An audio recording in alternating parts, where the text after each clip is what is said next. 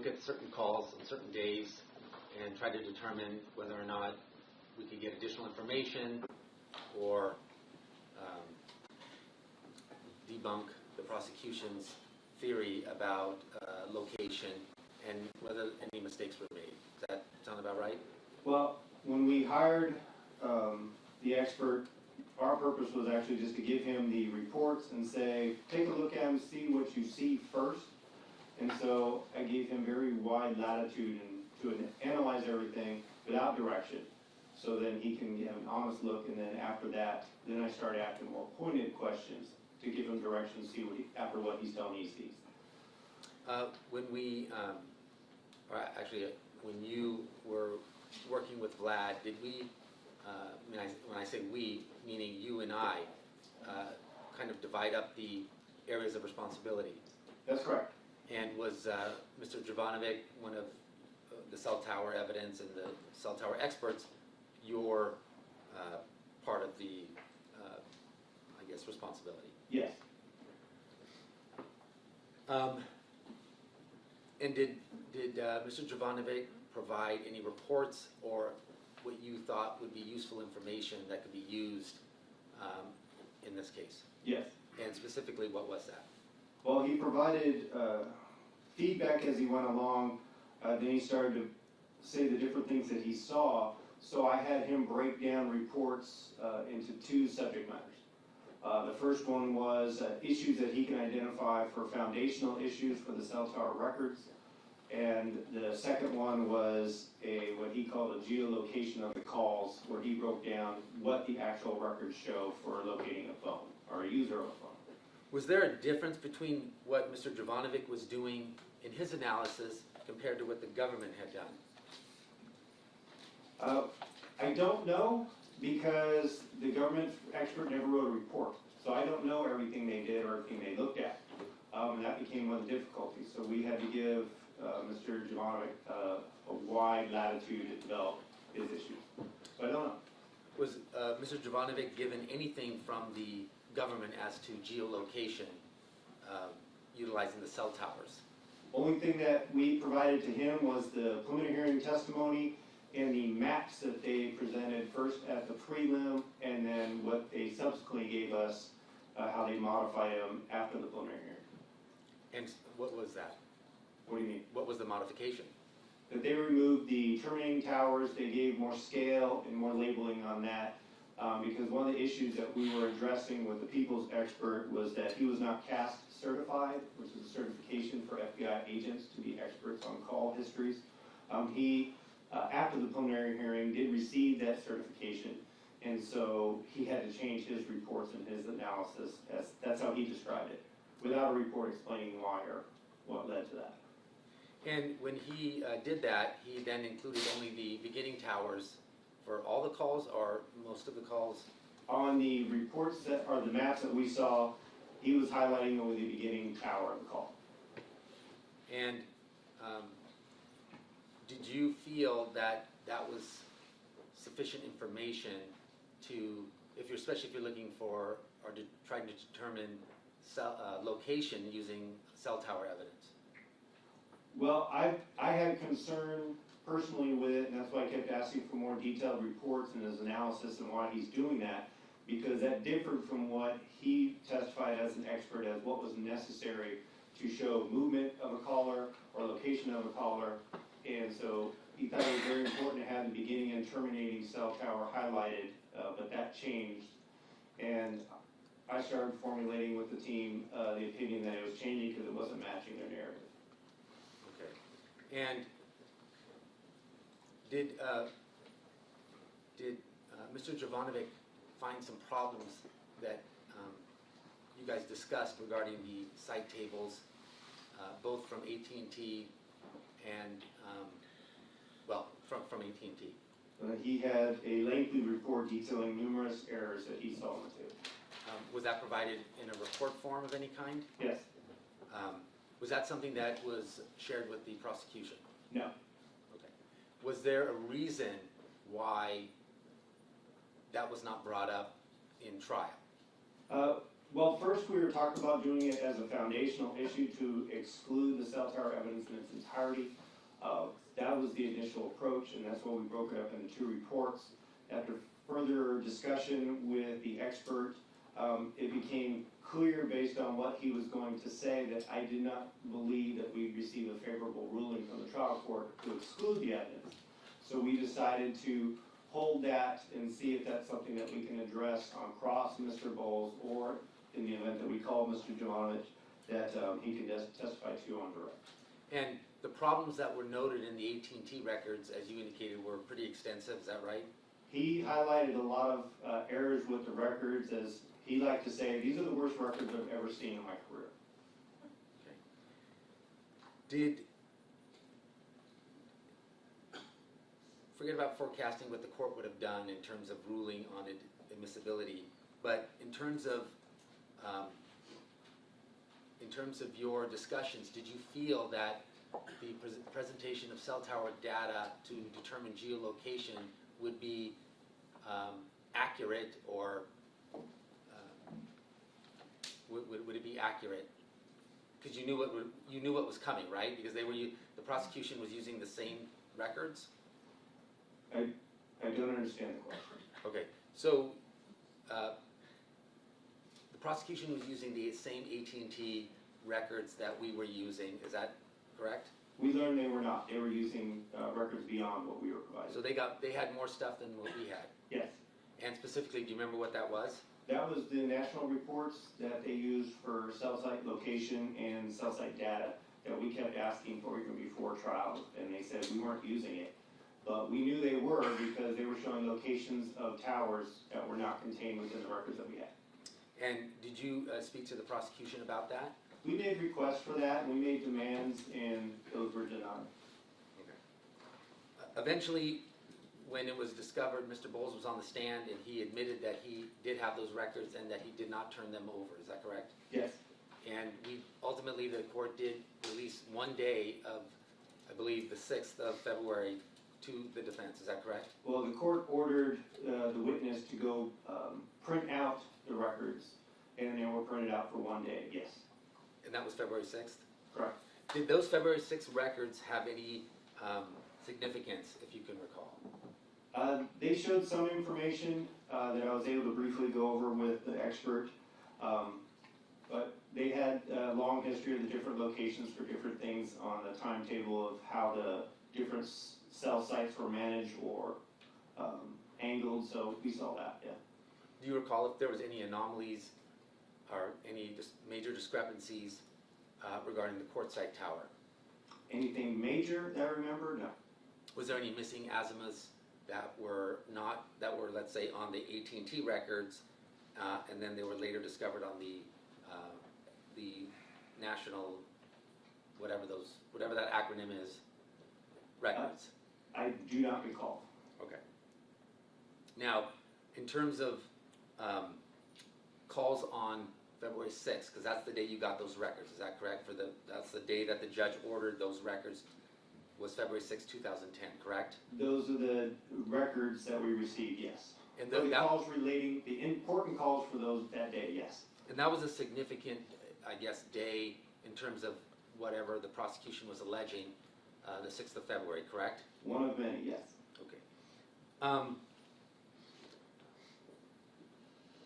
Specifically, and I know I'm asking a lot because it's been a little while, but the 11:30 to 11:34 calls, do you recall that there was an issue, or let's say a cell tower anomaly regarding those calls from 11:30 to 11:34?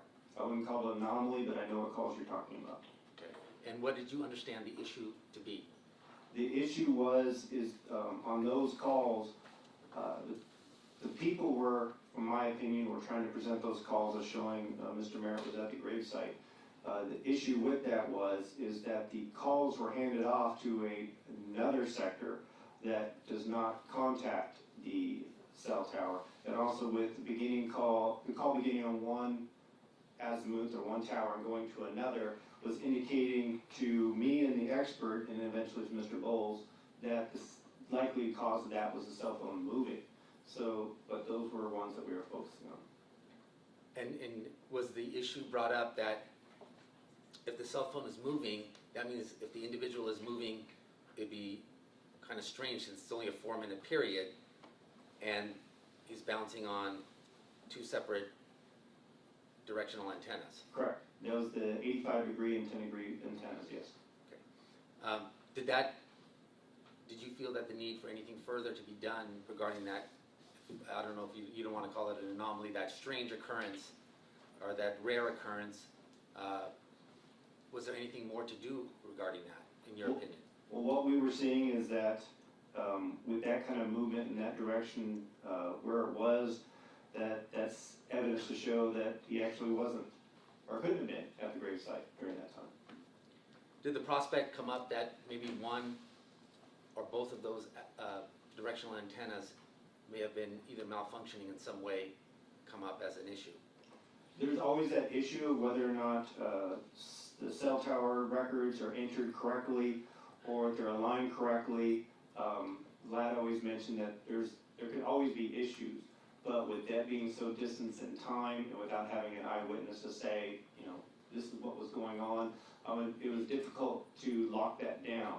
We tried to get maintenance records, maintenance reports, or any work that was being done to modify those, and we were told by AT&T they do not keep those or they are trade secrets, so they were refusing disclosure of all that. And then talk a little bit about the 1152 call. Do you recall any significant issues regarding the 1152 call? The 1152 call, that's the call that I believe began on the Quartzsite Tower 85 and then ended at the Palmdale call, if I remember, downtown at the 3:30 estimate, if I remember correctly. Did you know what the distance was between the I guess the 85 azimuth area of the Quartzsite Tower and the 330 area of the Palmdale Tower? I believe it was either 6 or 8 miles, one of those, somewhere around that. It was just under 10 miles. Okay. And did the discussion ever come up that that might be an impossible situation, that somebody could start there? But before I ask that, what was the duration of that call, if you recall? If I remember correctly, it was a long capture and a short call, just over half a minute. And did it come up in your discussions with Vlad that that would be very difficult for somebody to travel from that area to a location 8.5 miles away? Yes, so then that was area of discussion, and that caused a lot of issues, especially the fact that he said that's definitely somebody moving. That was one thing that was very clear. Then the question was going to be, well, where were they when they were moving? And he said it was very speculative to try and put that together. He said the only thing that would make sense would be to put them on the I-15 freeway heading south, but still, he says that really doesn't match up. So in the end, he was saying, there's somewhere in Victorville, but I don't know where, but it doesn't really make a lot of sense. Would that amount of distance need to be traveled in that short amount of time to reach both towers? Did you ever have a discussion with him about that call being an impossibility, meaning the way it was? He didn't say it was an impossibility. The more difficulty was the impossibility of trying to place them, or where they could possibly be. Okay. Now, did the topic of the 85-degree azimuth as a potential, I guess, crossed antenna come up? No. Okay. So Well, I shouldn't say that. There was question of whether or not there was an incorrect reading from that. We were thinking it could have maybe been another tower, but that was speculative. We didn't have any evidence to support that. do you recall having a discussion with Chase regarding his request to you about not arguing that he was somewhere in the desert on the northeast side of the Quartzsite Tower because he wasn't there, so he didn't want you to argue that, even as a possibility? He did state that, yes. Then at trial, do you recall whether or not you dealt with the issue of that 8.5-mile trek in the call, the 1152 call, starting at the 85-degree azimuth and ending at 3:30 down in on the Palmdale Tower? Yes, I did. Did you, and that was the cross-examination of Bowles? Correct. And do you recall if you had a discussion with Vlad about that, about how to approach that with Vlad? I don't know if I had discussion with Vlad after the testimony and after we received the records. Vlad did give me a bunch of points and questions to address the issue before Bowles even was called to testify. So he gave me kind of different aspects to which I could address it. And did you do that, those areas? Did you cover the areas that Vlad wanted you to cover, I guess? I didn't do everything that Vlad wanted me to cover because a lot of it started going to technical issues, and it became clear to me that Bowles did not have the foundation to discuss those technical issues. So it would have been trying to get questions or question a witness where he didn't have the proper foundation, and I didn't think the presentation would be well received on that issue. Did you ever think of the prospect that, since that call was impossible, that perhaps Chase could not have been in the 85-degree azimuth because it was malfunctioning in some way, or it was crossed in some way? That misstates his testimony. He said the He word. also assumed stuff's not in evidence. Was that a discussion that you had with anyone, whether it was Vlad or Chase or anything of that nature? What kind of discussion? Whether the 85-degree azimuth was somehow crossed because of that 1152 call? There was maybe brief discussions, but like I said, we didn't have any evidence to explore that, so it was difficult. Okay. Now, when you say evidence, did you made requests from AT&T to get records, and they did send records? Is that correct? Correct. And did Vlad help in drafting those subpoenas? Yes. And was AT&T responsive to give us everything that? I should correct. Vlad was helpful, but also a prior expert we had, Jerry Grant, also helped draft the subpoenas. And those, was AT&T compliant? Not always, no. Okay. Eventually, did we get all the records, or did we get some of them, or what did we get from AT&T that you felt, well, what didn't we get that you felt we needed? I would have loved to have gotten maintenance records of the towers and make sure that they can demonstrate their actual records are accurate. What about drive test data? AT&T did not have any drive test data. We had drive test data in paper form. The problem was we could not find the subpoena to support where that came from. We looked for weeks to try and figure out where that was. We asked Vlad where it came from, and nobody could identify the foundation requirement. We sent them back to AT&T saying, can you guys certify these records? Their engineers said they could not.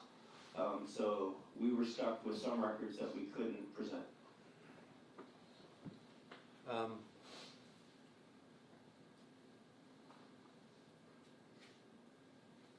And then I learned where we had them, where we got them from after trial. Where did we get them? Vlad obtained them from an AT&T engineer that he was familiar with, and he got those presented that way. And were those call tower records? They were the drive test records for those towers, yes, in Victorville. Okay. What about the records that were given to you through Mr. Bowles that weren't previously given? Did those have any impact on the 1152 call that you recall? Nothing that I thought was, nothing I remember that I was going to raise, no.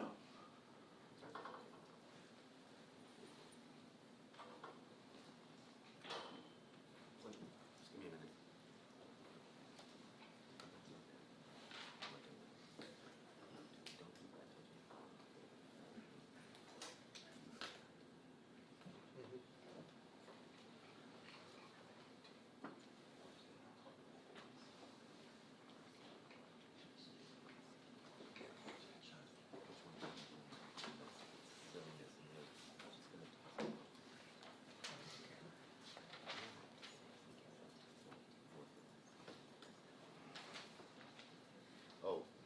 Was there a disagreement that you had with Chase regarding the questioning of Bowles, regarding either the 11:52 call or the 11:30 to 11:34 calls? At which point? I've had numerous conversations with Chase in the beginning. He had a lot of demands on what he wanted to ask. Right before Bolt testified, we kind of shifted the direction we were going to go, and there was a separate kind of plan as to what he was requesting. Okay. What was that, as you recall it? Well, I took notes on it, so I actually had the notes from our meeting, but we were focusing a lot on the missed calls, some errors in some of the presentation, what they were saying, what was going on, some of the missed hits to kind of, in his opinion, and which I kind of shared, was to mislead the route of travel on different days, and so we were focused a lot on that. There was the demand by Chase to try and push for the error in the cell tower records to the effect of, as an example, he kept saying him and Kathy would call each other from home, but they would show up on different azimuths during the calls.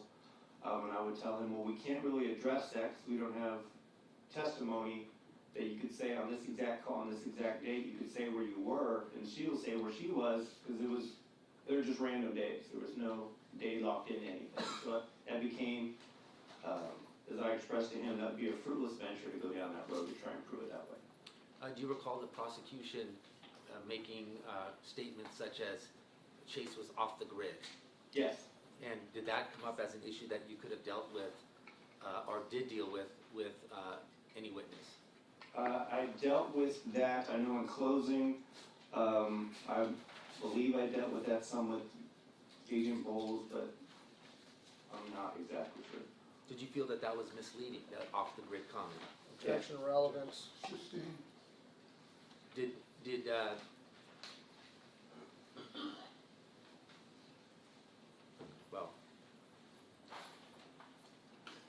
Was there a disagreement during trial with Mr.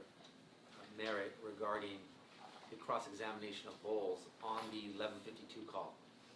Not that I can recall. Do you recall a disagreement with Mr. Merritt on any of the cross-examination of Mr. Bowles and having an actual, I guess, heated discussion? I don't remember a heated discussion on that issue with Bowles, but it was a long trial. We had different days where we were like, this is good, this is working well, and there's other days that he was disappointed how things were going, but I can't tie them to one particular witness.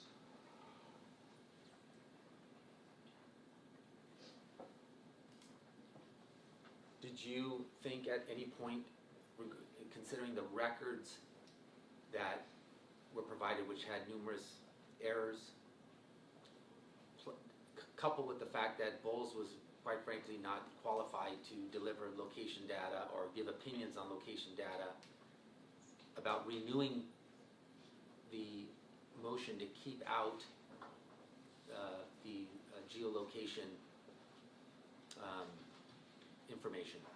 I did not consider renewing the motion after the fact. One, I did not think it would be successful, and two, if it was successful, the jury still heard it anyway, so unringing that bell was going to be impossible. Did you think that circumstance in and of itself would be a strategic reason to then bring up all the anomalies and mistakes in the cell phone records? Well, after Bowles testified, we did talk to Jovanovic about his testimony and whether or not he should. And we both agreed that it'd probably be more counterproductive for him to testify. So he and I both agreed that it'd probably be better if he stayed off the stand. The main reason is what we were trying to establish in the defense perspective, we achieved better than we ever hoped with Bowles.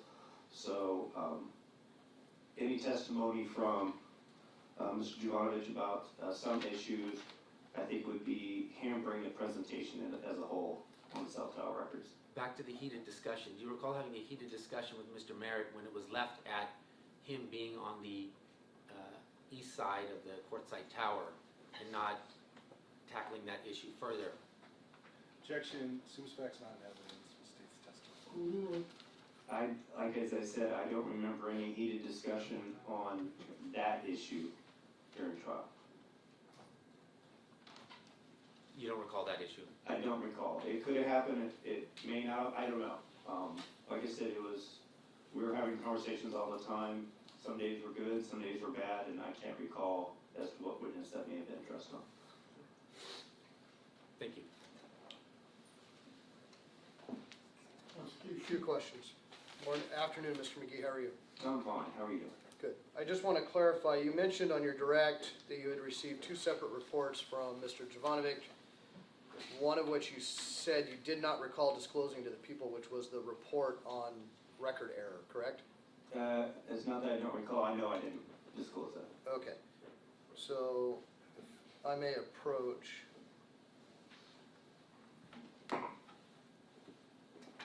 You gave Mr. Dougherty I don't know, was it a flash drive or some form of, a lot of the reports you had at some point for your experts, right?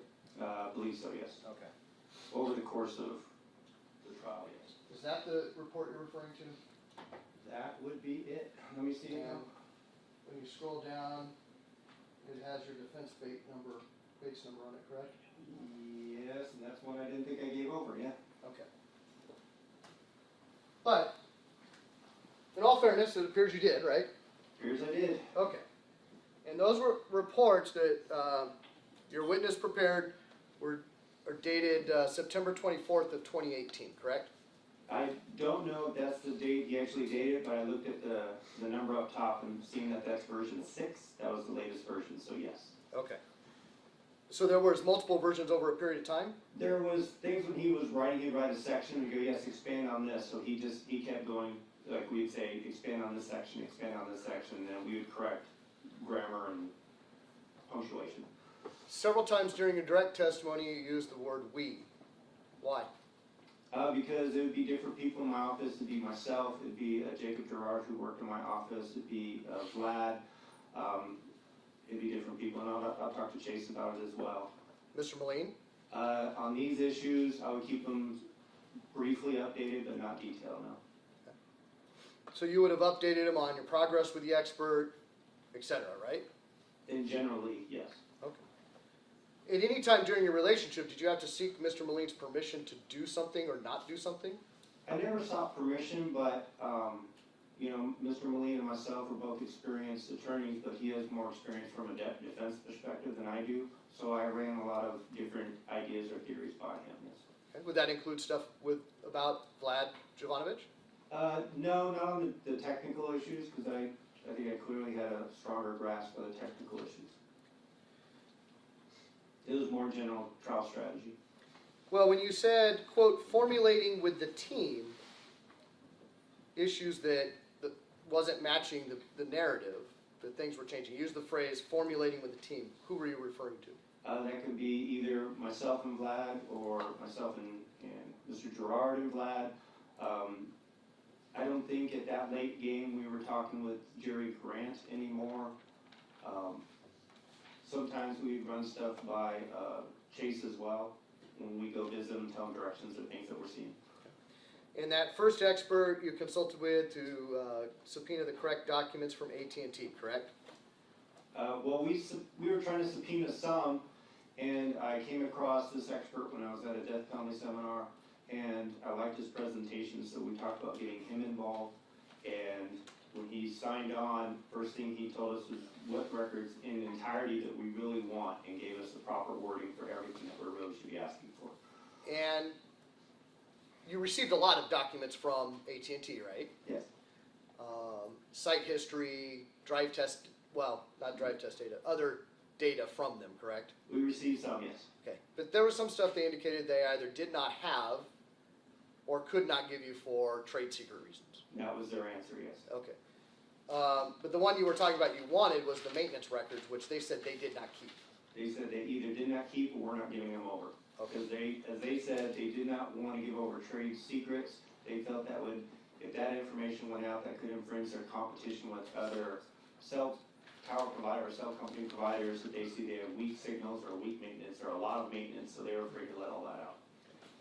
And you mentioned, just offhandedly, the drive test data. Do you recall what it looks like if I showed it to you? Yep. Okay. Because I believe you provided that as well. You got it for multiple counties, Riverside, San Diego, and San Bernardino, right? That looks right. Yes, And what is the date of the drive test data? The year would be fine. that would be 2014 on that one.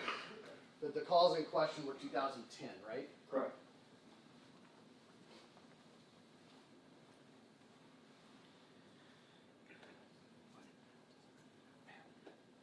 At some point during the presentation of evidence, you realized that the people did not actually present geolocation evidence, correct?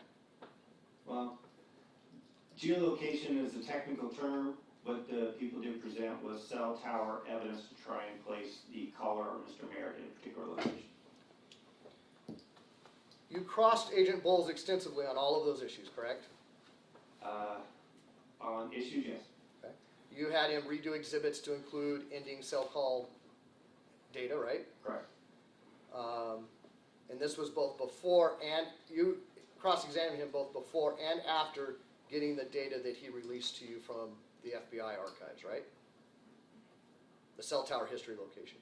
I don't remember if I had him remake the diagrams he had with the end towers before or after I received the cell tower data. I just know because he testified over multiple days, and so that was one issue I asked him to address, and I don't remember in the sequence of events when I received that data versus when I asked him to do that. Okay. Ultimately, based on the totality of the presentation of Agent Bowles' testimony, is it your testimony that you chose a tactical decision not to call Vlad Jovanovic? Correct. And I think, as you said on direct, was that you had achieved better through the cross than you had anticipated, correct? That's correct. And that in some ways it would confuse some of the issues? It could confuse him, yes. I believe your quote, and tell me if I'm wrong, it would be more problematic to put him on the stand. From our perspective, it would cause more problems if we put him on. Who's the our? Vlad's in my position is that we agreed it's better for him to stay off the stand. And so that was a tactical decision you made based on your experience and your knowledge of the topic. And consulting with the expert, yes. Thank you. Nothing further. You know where you're at? Just a couple questions. The records that the prosecution turned over, were they cell tower records? Which ones? The ones from the AT&T national record. database? No, I'm talking about just in general discovery. Did they turn over, and the ones that Mr. Bowles used, were those, to your understanding, were they cell tower records, or what were they? From what I recall, what we received from the people, and I may be wrong, is we received the call history data from the people. The cell tower records, like talking about describing the tower and everything, we received those on our own subpoena.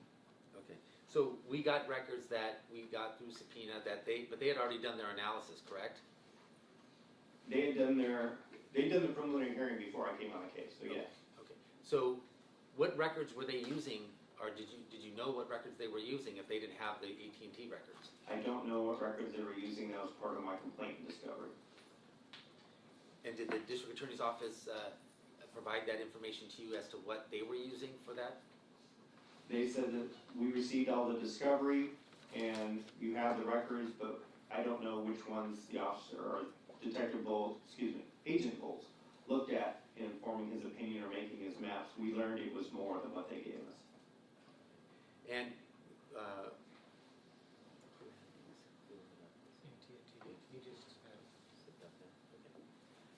nothing further, thank you. No questions. So with regard to the issue of providing your cell tower expert's report to the DA, do you recall at a hearing complaining about Mr. Bowles basically changing some of his reports, maps, diagrams because of the report and Mr. Imes saying he was being a good DA to show his expert, the defense expert report, so that he could preemptively address those concerns in his direct examination, and your response was you wanted to have the same opportunity to be a good defense attorney to show your expert the DA's expert's reports. Yes, but I think the term he's used was smart prosecutor. Yes. And I asked, I would like the equal opportunity to be a smart defense attorney to have advance notice of the testimony of your expert that I can go over with my expert. Okay. Yes, I do remember that. Okay, so that kind of jogged your memory that those reports probably were provided at some point. I know we gave them reports, but we had multiple reports. The fact that they had the other report, the only reason that they would have that I don't remember giving over is because if we really were considering doing the 402, we wanted to make sure that they had the discovery to, in a timely manner, to properly bring it and not be excluded from presenting that for untimely discovery. Okay. Anything else? No, sir. No, Your Honor. Okay, any objection to Mr. McGee being excused? No, you may be excused. Okay, thank you, sir, for your attendance. Sorry to keep you waiting all day. It's okay, I had stuff to do. Can I remain in the courtroom then? Yes. Thank you. Okay. So I think both sides have presented what they wanted to present on the issues of motion for new trial, ineffective assistance of counsel, prosecutorial misconduct, other than the full slide presentations, correct? Correct. All right, so let me address those issues. I kind of had them in a different order, but since we spent a considerable amount of time on the cell tower issues and its effect on the issue of ineffective assistance of counsel, let me address that first.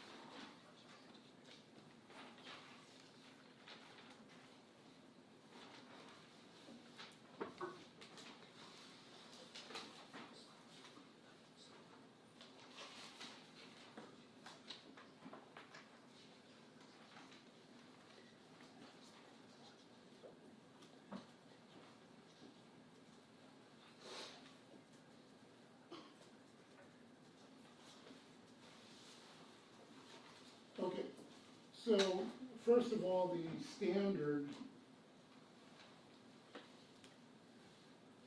well, there's been a lot of discussion with regard to the issue of ineffective assistance of counsel with regard to Mr. McGee's handling specifically of the cell tower information and most pointedly the cell tower information of February the 6th, a little bit on February the 4th, but predominantly the February 6th cell tower information was the focus.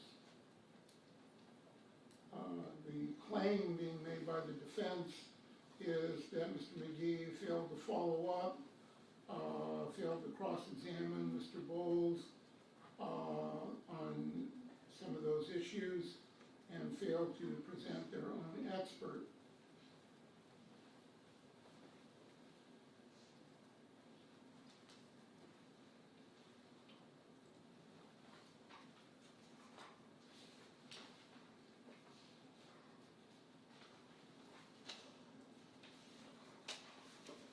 So the standard that needs to be met to establish a new trial on the basis of ineffective assistance of counsel is the defense has the burden to establish that the attorney failed to perform with reasonable confidence and performed at a level below an objective standard of reasonableness under prevailing professional standards. And that resulted in prejudice to the defendant in that it is reasonably probable a result more favorable to the defendant would have occurred absent the deficiencies of counsel. And the primary cases dealing with that issue are People versus Pope. These are all California Supreme Court, well, 2 California Supreme Court, 1 United States Supreme Court decision. People versus Pope at 23 Cal 3rd 412.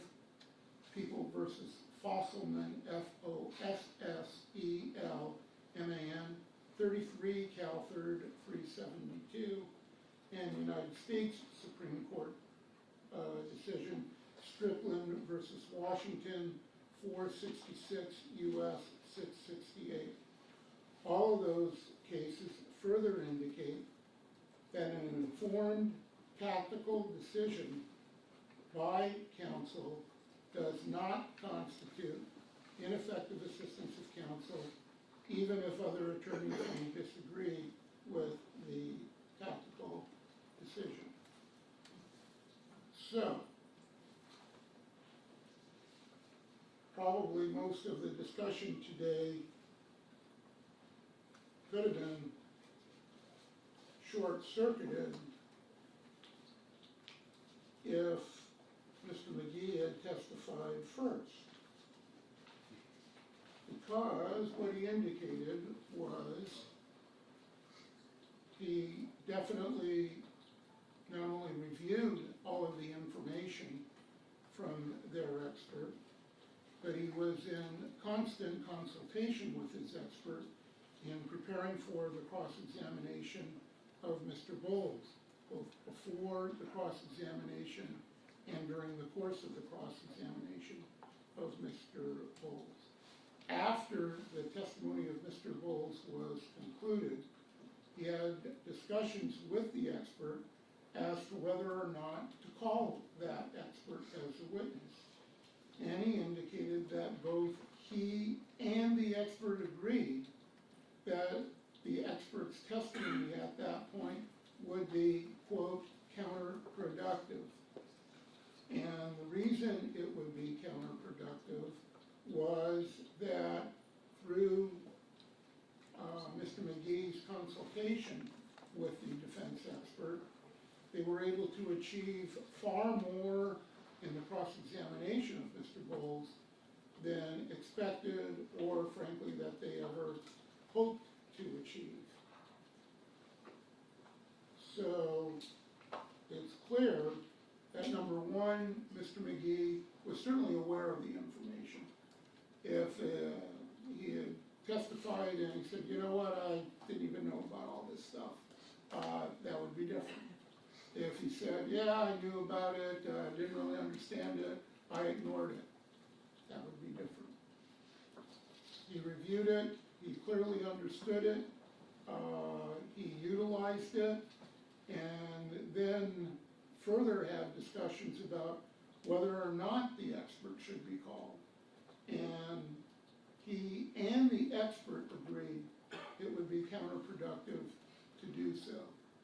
That is not only an informed tactical decision, but it is a decision made in the best interest of his client. I understand that Mr. Merritt may disagree with that informed decision, and the experience of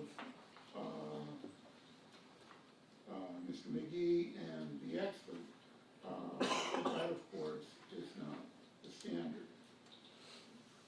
One of the primary points that was raised in the arguments that Mr. McGee's presentation was ineffective is that he failed to bring out and address the issues of the terminating cell tower of the various phone calls. and the defense claims that that is critical, and it shows that the phone wasn't in the location of the beginning point. Both of those arguments are false.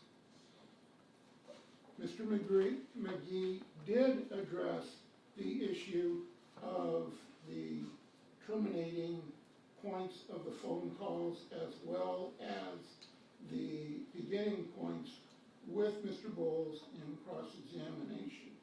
He utilized Exhibit 919, referring to the 10:46 a.m. call, showing both the beginning and terminating azimuths. The originating azimuth was 340 degrees, terminating was 220. Exhibit 920 for the 11:30, 11:31, 11:33, and 11:34 calls.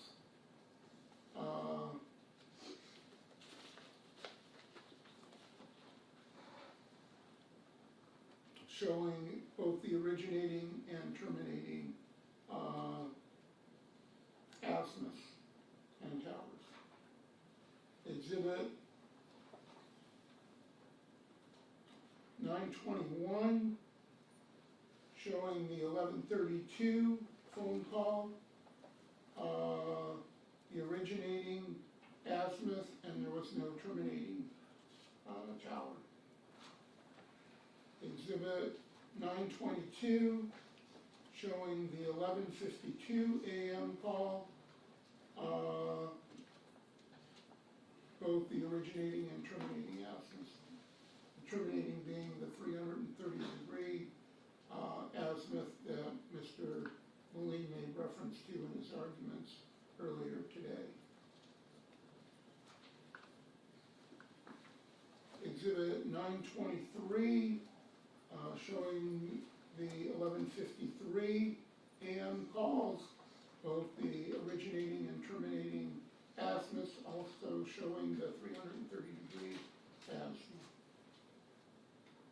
With regard to calls beginning at one cell tower and terminating at another cell tower, Mr. McGee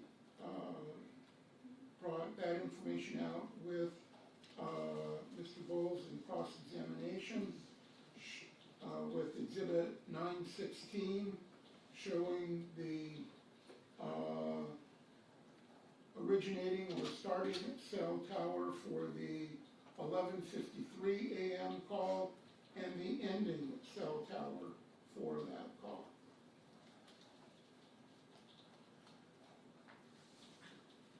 Exhibit 917 showing the beginning cell tower for, not only showing the beginning cell tower, but the particular sector of the cell towers for the beginning and ending calls. Exhibit 917 showing the 12:49 a.m. call originating and ending cell towers. And the 1:30 p.m. call showing the originating and ending cell towers and the sectors for those. And as we discussed with Mr. Moline's arguments this morning, Mr. McGee also went over various calls that were made from the area of Mr.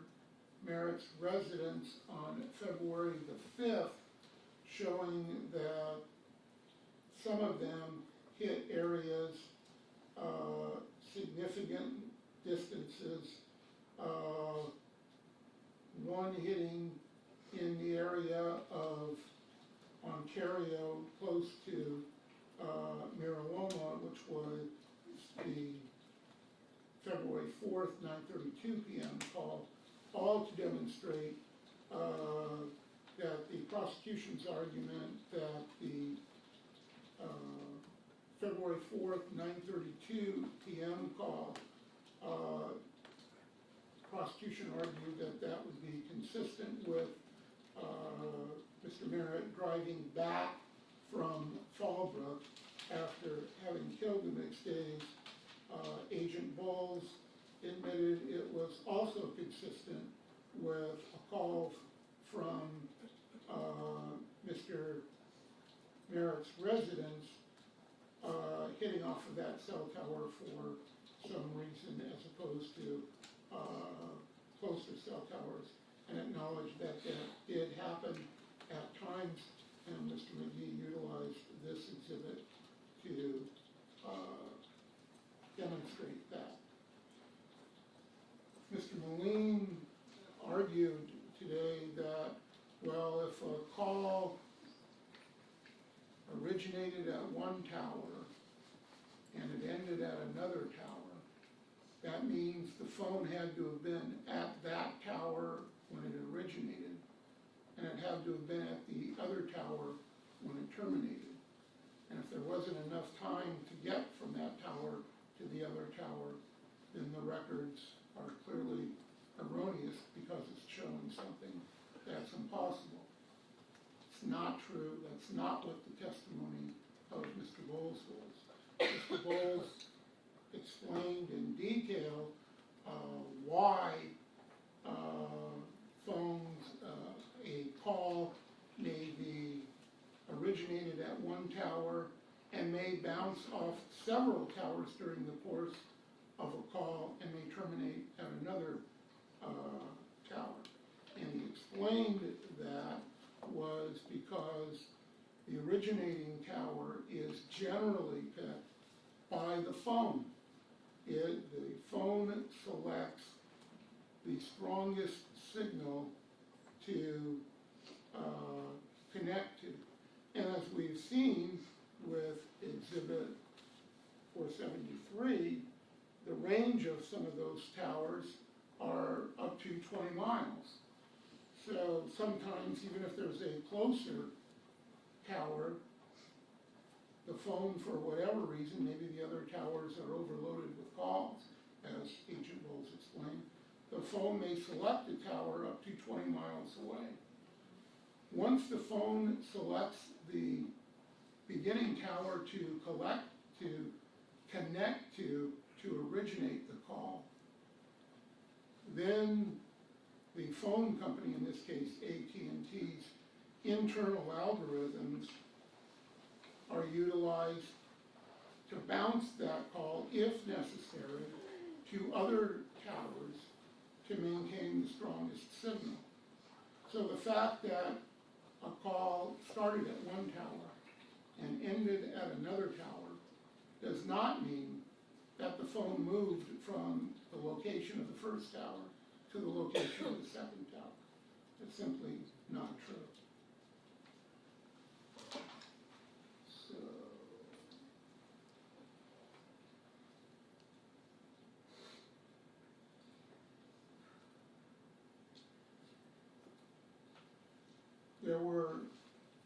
Mr. Moline argued that Mr. Bowles utilized the additional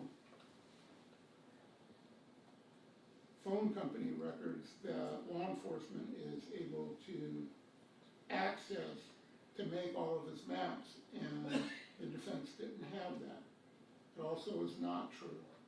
Mr. Bowles testified that he utilized the call detail records of Mr. Merritt from AT&T, which both sides did have, to make those maps. He consulted the database that he was able to access simply to see if those were correlated with each other or if it was demonstrating any grave problem. And he indicated they did not.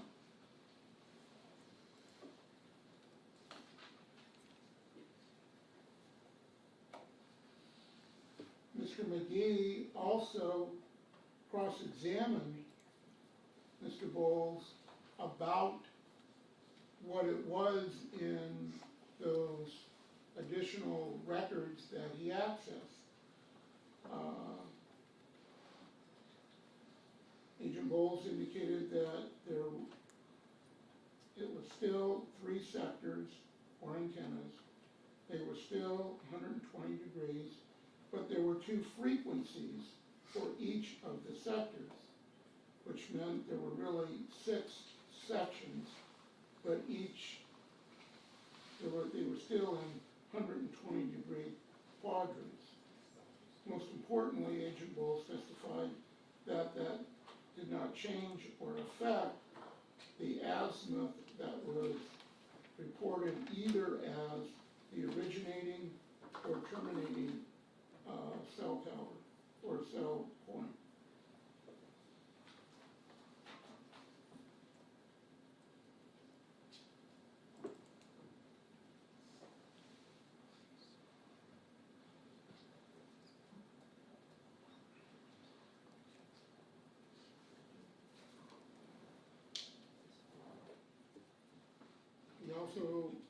Mr. McGee also cross-examined Mr. Bowles about the different frequencies, and this was additional information from the additional records that Agent Bowles had access to. And Agent Bowles indicated that the 10-degree azimuth and the 170 degree azimuth have the same frequency. The 85 degree azimuth was on a different frequency.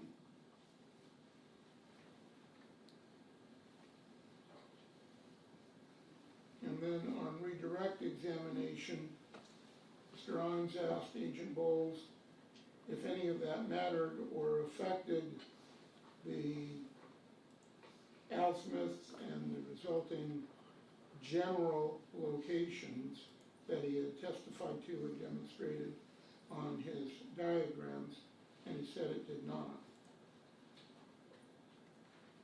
And as pointed out, the defense expert was present in court and was consulting with Mr. McGee during that testimony.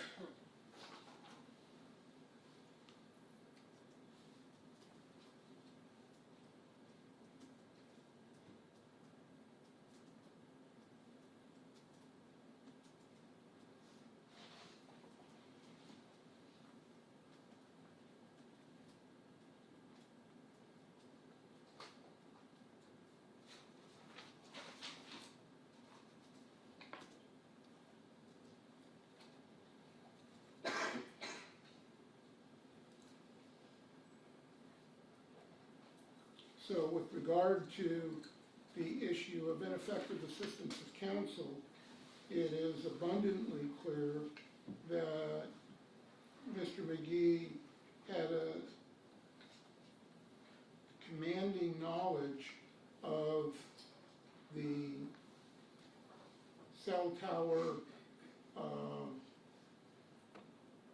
technical data and was able to utilize that to bring out various factors indicating that the phone may not have been where the prosecution was claiming.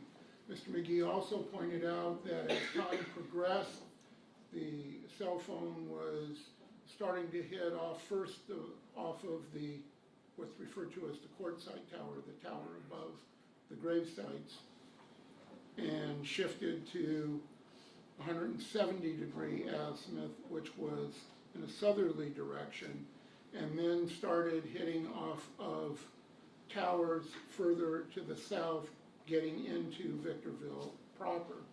And Agent Bowles indicated over that period of time a southern movement of the phone, moving south along Interstate 15. So all of that information was brought out by Mr. McGee.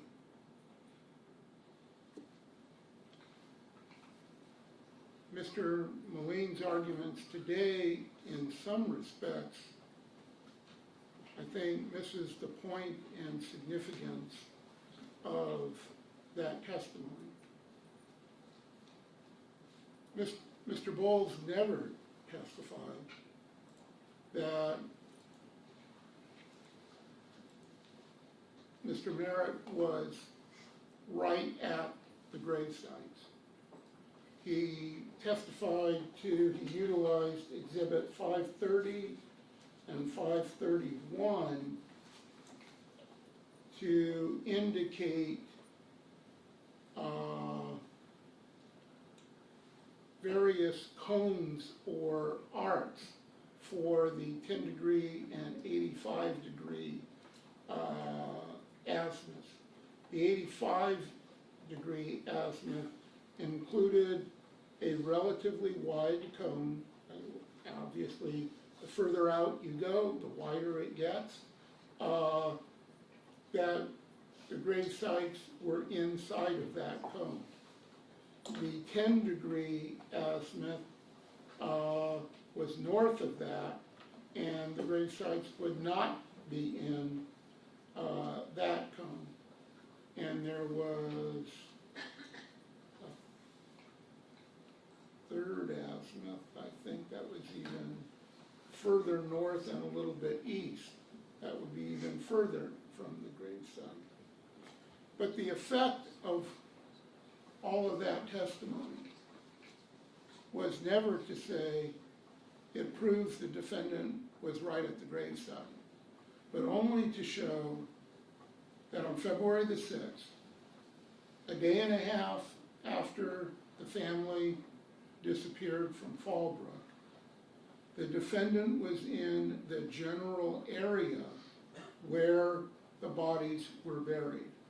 And we know that they were buried sometime between February the 5th and February the 11th, because we have the aerial photograph that was done on February the 12th, which shows the tire tracks and the grave sites. So by February the 12th, whenever that photograph was taken, the bodies had already been buried. So sometime between February the 5th and I'm saying February 11th, they were buried, and on February the 6th, Mr. Merritt was in that general location. And he denied being in the upper desert. The investigators, when they interviewed him, asked him if he'd been up in the upper desert at that time. He said no. Then they said, well, if you had been in the upper desert, where might you have gone? And he said, well, if I were in the upper desert, I either would have been at my sister's or at my brother's. But he was clear all the way through that no, he wasn't there. When his sister Juanita was interviewed in 2014 by investigators, she was asked about whether or not Mr. Merritt had visited her there. Obviously in 2014 she's not going to specifically remember the date of February 6, 2010, 4 years, more than 4 years earlier. But generally asked, well, did he come up and visit you there? Her answer was no, that he hadn't been there for more than 5 years. That anytime she wanted to see him, she would have to come down to Rancho to see him.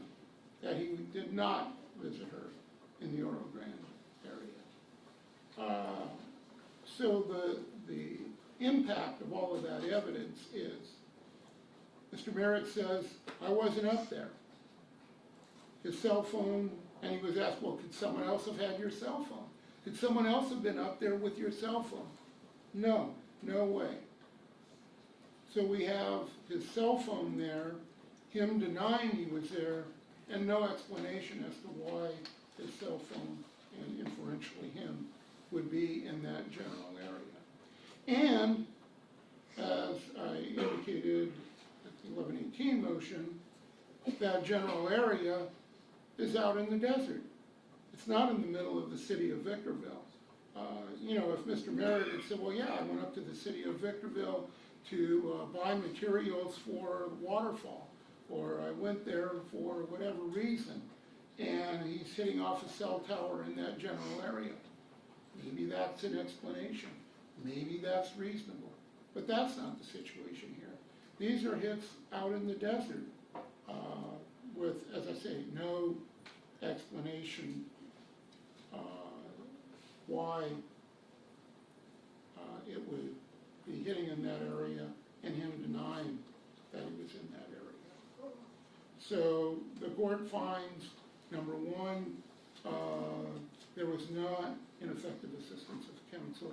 To the contrary, Mr. McGee's representation on that issue, on all of the issues, was at the higher end of representation. He demonstrated a high level of knowledge and command of the subject matter, and he was very forceful in his presentation of the evidence, arguing forcefully that the evidence he was bringing forward demonstrated that the position of the prosecution was inaccurate or wrong. Ultimately, of course, the jury reviewed that along with all of the other evidence and ultimately decided that the evidence did prove guilt beyond a reasonable doubt. The court finds that there was, that the representation was not ineffective, to the contrary. The court also finds that there was, with regard to the allegation that there was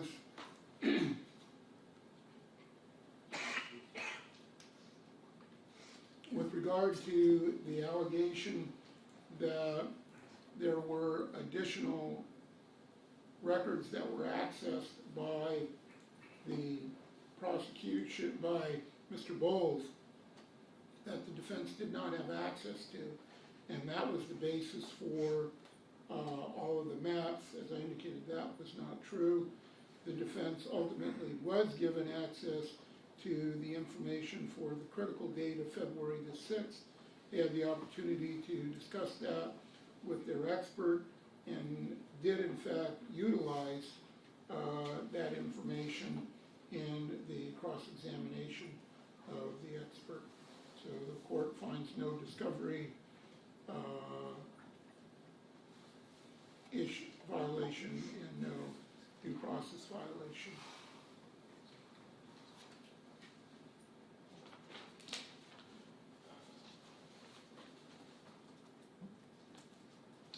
So let me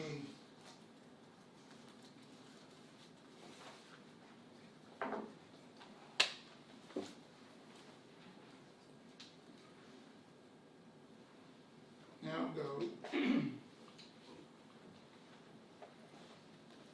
to the issue generally